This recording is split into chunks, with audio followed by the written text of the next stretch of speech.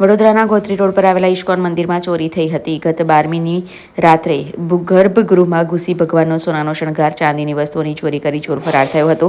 સીસીટીવીના તપાસમાં પોલીસને ચોર સુધી પહોંચવાની પ્રથમ કડી મળી હતી. ફોટાના આધારે પોલીસે શહેરની કેટલીક હોટલ ફેંદી હતી, જે પૈકી એક હોટલમાં ચોર રોકાયાની હકીકત બહાર આવી હતી. જે બાદ ચોરે ખાનગી ટ્રાવેલ્સની બસમાં વડોદરાથી સુરત અને સુરતથી નાગપુર જતો રહ્યો હોવાની પાકી વિગત પોલીસે મેળવી હતી, જેને પોલીસે નાગપુર પોલીસનો સંપર્ક કર્યો હતો. આરોપી નાગપુર ઉતરતા જ પોલીસે તેને ઝડપી લીધો હતો. પોલીસે આરોપી સંતોષ ઉર્ફે અંતરયામી પ્રેમાચંદ ઉર્ફે પ્રેમદાસને પકડી પાડી ચોરીમાં ગયેલા દાગીના કબજે લીધા છે.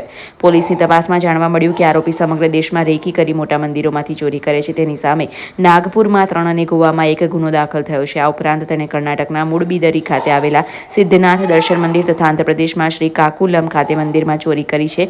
આ ચોરીમાં તેના પાસેથી 60 મૂર્તિઓ કબજે કરવામાં આવી હતી. પોલીસે આરોપીને કોર્ટમાં રજૂ કરી 10 દિવસના રિમાન્ડની માંગણી કરી હતી. કોર્ટે 4 દિવસના રિમાન્ડ મંજૂર કર્યા હતા. પોલીસે તેની પાસે કુલ 20.73 લાખનો મુદ્દામાલ કબજે કર્યો હતો. ગઈ તારીખ 12 એપ્રિલના વહેલી સવારે જે હરિનગર ખાતે ઇસ્કોન ટેમ્પલ આવેલું છે, ત્યાં જે મંદિરમાં ચોરી થયેલ હતી એવી સૂચના અમારા પોલીસ સ્ટેશનમાં મળી હતી. પોલીસ સ્ટેશનમાં સૂચના મળતા જ અમે અલગ અલગ ટીમ બનાવી અલગ અલગ દિશામાં તપાસ કરી હતી. સીસીટીવીની બધી ચેક કરવામાં આવેલી હતી.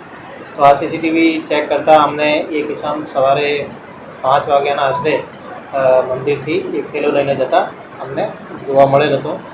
આ લીડ અમે ફોલો કરતાં અમને સયાજીગંજમાં જે એક હોટલ છે ત્યાંનું એડ્રેસ મળેલું. ત્યાં સીસીટીવી વધારે ચેક કરતાં અમને આગળ એક માણસ જે છે ત્યાંથી જાય છે. આ બધું અમે તપાસમાં એવું નીકળેલું. પછી જ્યારે અમે બધું આમાં લીડ લીધી અને અમારા ટેકનિકલ ઇન્ટેલિજન્સ અને હ્યુમન ઇન્ટેલિજન્સના થ્રુ અમે લોકોએ આમાં વધારે તપાસ કરી તો એવું જાણવા મળ્યું કે એક માણસ જે છે 10 તારીખથી અહીંયા આ હોટલમાં રોકાયેલો હતો અને 12 તારીખે વહેલી સવારે 5:30 વાગ્યે ત્યાંથી ચેકઆઉટ કરીને સુરત તરફ બસમાં ગયેલું છે. અને સુરતમાં જે બસમાં ગયેલું હતું આનું તપાસ કરતાં અમે એવું જાણવા મળ્યું કે આ માણસ સુરતથી નાગપુર એક ખાનગી ટ્રાવેલ્સ બસમાં બુકિંગ કરીને જઈ રહ્યો છે.